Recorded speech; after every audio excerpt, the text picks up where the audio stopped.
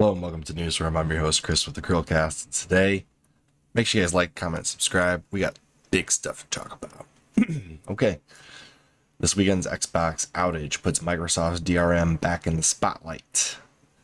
We actually did a video on this a long time ago where we kind of dismissed it because Xbox kind of explained it away. But now it's looking like probably not the right choice because Xbox has a strange thing going on, or maybe still going on, I don't know, where a bunch of users are unable to authenticate their games and then play them. Both multiplayer, single player, and backwards compatible titles. So, Don Matrix strikes again. Let's read the article. Xbox has a uniquely controversial history with digital rights management. This comes from Windows Central, article by, let's see here, Jez Gordon. Xbox has a uniquely controversial history of digital rights management, otherwise known as DRM. DRM refers to the general practices of verifying the authenticity of a digital piece of content, whether it is music, movies, or of course games. DRM controversies crop up from time to time. I recall the disaster that was 2013 Sim City from EA. Its legendarily awful DRM failed on launch day, leading to thousands of people being unable to access offline play or even do basic things like save games. It came hot on the heels of Xbox One's own DRM disaster, with the revelation that the console would be an always online affair. Microsoft would of course later backtrack, but the internet has a long memory. Diametric. This past weekend, Xbox's authentication servers were down for millions of gamers across the world, raising some bad memories for Xbox users. In a statement to us, Microsoft said that Xbox Live's systems that prevented purchases and game launches have stabilized, and that they're working on releasing an update for the servers this week to prevent this problem from happening again.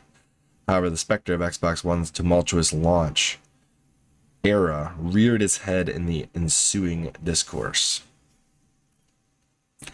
Across the weekend, many users were slapped with the owner of this content needs to sign in messages as Xbox servers failed to verify the authenticity of the Xbox user's ownership of specific content. On Xbox consoles, you essentially have two login states for your account. One is a home Xbox login, and another is your cloud login. Cloud login is intended to be used on external Xbox consoles in situations where you might be visiting a friend, for example, so you can team up and play together. Many users also use this feature to share games with a friend or with a second console within their household. As someone whose library shares with a family member, who library shares with a family member, it's often a consequence that during periods when Xbox Live goes down, I lose access to my games. This is because to verify your license rights to your cloud login, naturally you need to be able to find and connect to the cloud. Theoretically, users who are playing on their account's home console shouldn't have had any issues, given that the DRM check-in for licenses on home consoles is far more generous. However, many users were sharing reports that they were unable to access ownership of their games even on home consoles, although it seems as though at least some of those scenarios were the result of confusion over how different games interact with DRM. A scenario where you can't access an offline game even on your home console may arise when you're attempting to play a game that hasn't received its initial offline license for any particular reason. In a conversation with Ashley McKissick, Xbox CVP for gaming experiences and platforms, I discovered a little bit more about how game licenses work on the console. In order to receive an offline license for a digital game, which lasts forever on your Xbox consoles once downloaded, you have to have launched the game at least once. In the case of disc-based games, McKissick confirmed that these pull the licenses from the disc itself.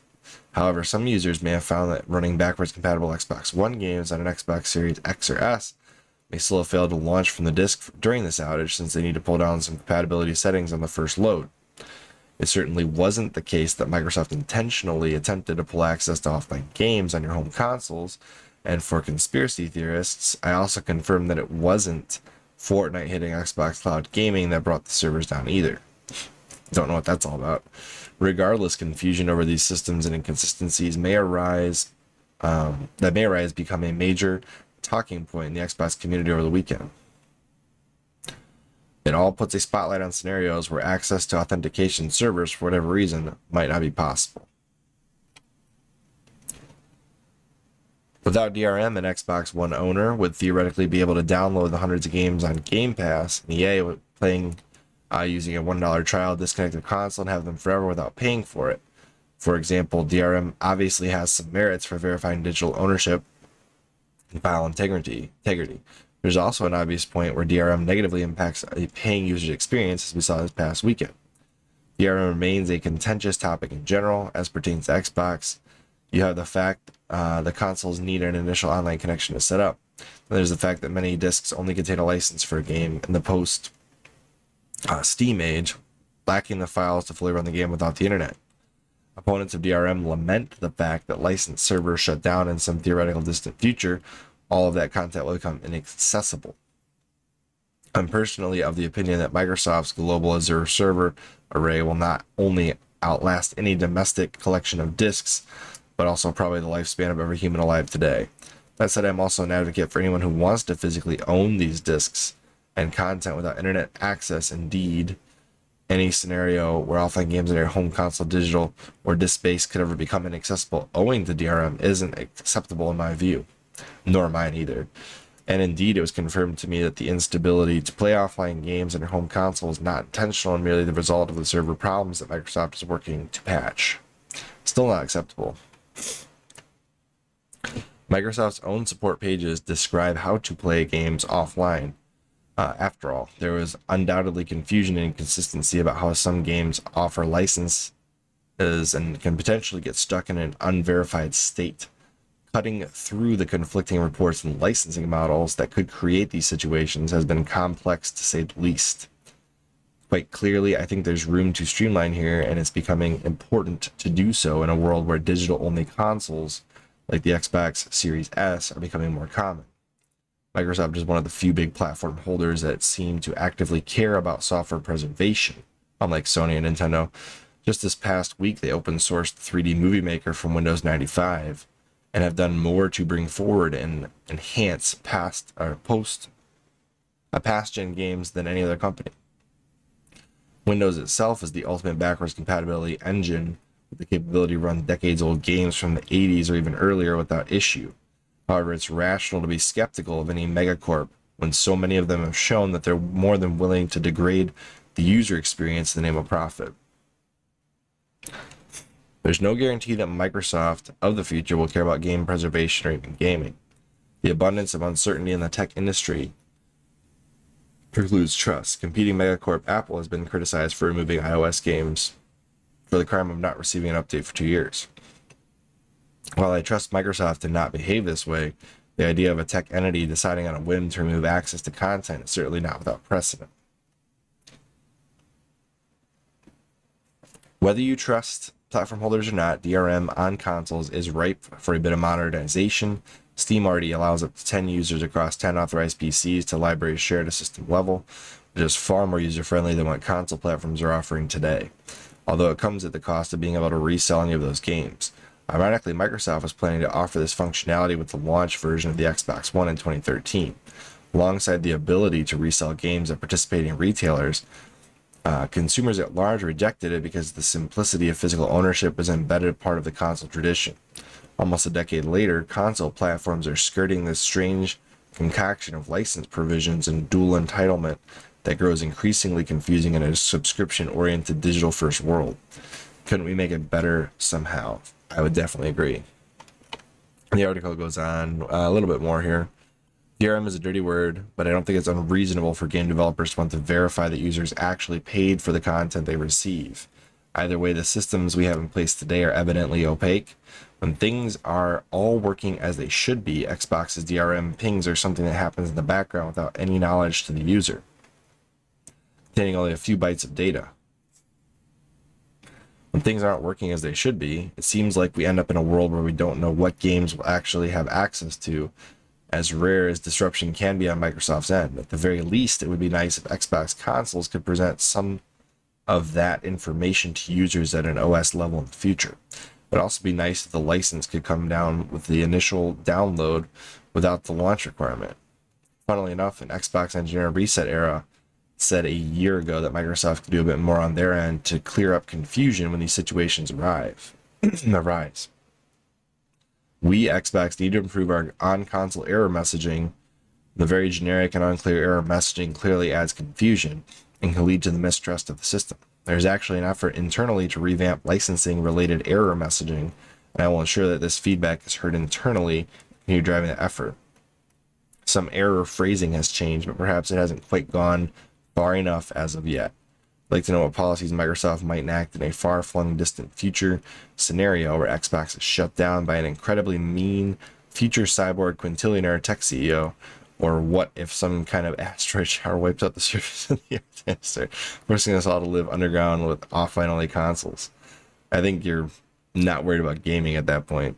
Although in that situation, I fear we'd all have more pressing matters to consider. Yeah, exactly. Thankfully, there are many great Xbox survival games you can play offline, or at least I think you can. Are these games fully playable on the Xbox Series X and S from the disc? They require DRM checks or configuration patches at launch. And does this game have licenses that expire while it launch without a day one patch? Anyway, Microsoft can reduce the need for games to ping servers. Should be preferable. The fact that it feels like we can never be sure about how modern Xbox games may function in offline situations can be at the very least confusing. Couldn't we make it better somehow? And this comes right at the heels of Microsoft and pretty much every Xbox person I know making fun of Sony for the PlayStation Classics on like the PS3 expiring.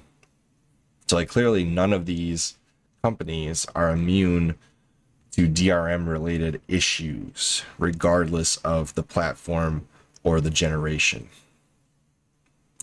Basically, digital rights management is such a crock. It's such a... There's almost no good reason for digital rights management on media you own.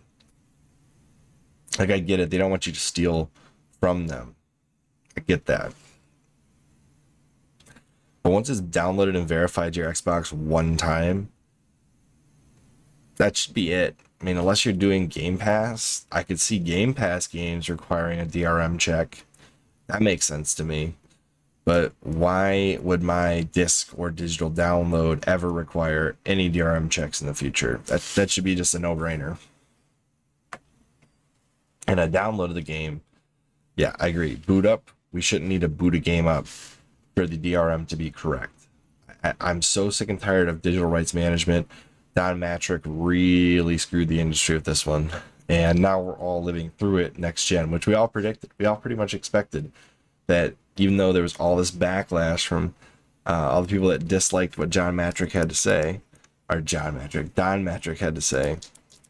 probably be living in that future in the next generation of gaming consoles.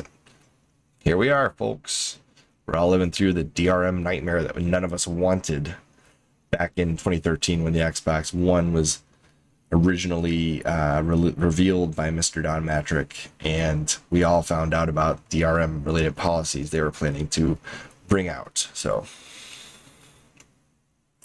thanks, Xbox and Don Matrick. Really appreciate that one. Anyway, yeah, I agree with a lot of what this article had to say. There's got to be a better way to do it. Steam does a much better job at it, honestly. And console manufacturers really need to catch up. So what do you guys think? Comment down below. Make sure you guys like, comment, and subscribe, and we'll see you all on the next one. Bye, guys.